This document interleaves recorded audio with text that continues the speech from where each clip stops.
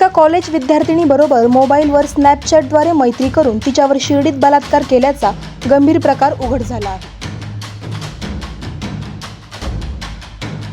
या गंभीर घटनेची अधिक माहिती अशी की श्रीरामपूर शहरातील नेवासा रोडवरील एका कॉलेजमध्ये शिक्षण घेणाऱ्या एका 17 वर्षाच्या अल्पवयीन विद्यार्थिनीशी स्नॅपचॅट या सोशल मीडिया ॲपद्वारे ओळख करून आरोपी गजानन मनोहर देशमुख याने विद्यार्थिनीला कॉलेज गेटवर भेटून आपण शिर्डीला दर्शनाला जाऊ असे म्हणाला।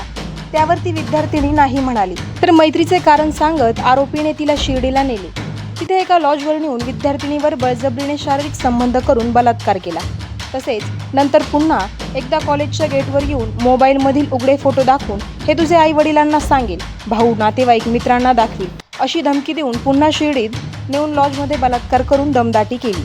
वरीलप्रमाणे पीडित विद्यार्थीने श्रीरामपूर शहरामध्ये पोलिसात फिर्याद दिल्यावरून आरोपी गजानन देशमुख यांच्या विरुद्ध भारतीय न्यायसंहिता 2023 चे कलम 64, कलम 351, पॉस्को कायदा कलम 4, कलम 8, कलम 12 प्रमाणे गुन्हा दाखल करण्यात आला आहे। दरम्यान पोलीस निरीक्षक नितीन देशमुख यांनी घटनेचे गांभीर्य ओळखून तातडीने तपास चक्रे फिरवून आरोपी गजानन देशमुख याला अटक केली असून तो वाशिम जिल्ह्यातील आहे। पुढील तपास पोसई देवरे या करत आहेत। मोबाईलमुळे मुली महिलांबाबत अशा अत्याचाराच्या घटना घडत आहे, हे पुन्हा एकदा या घटनेतून समोर आलेले आहे। या घटनेने पालकवर्ग व विद्यार्थ्यांमध्ये एकच खळबळ उडालेली आहे। ब्युरो रिपोर्ट, आवाज जनतेचा न्यूज।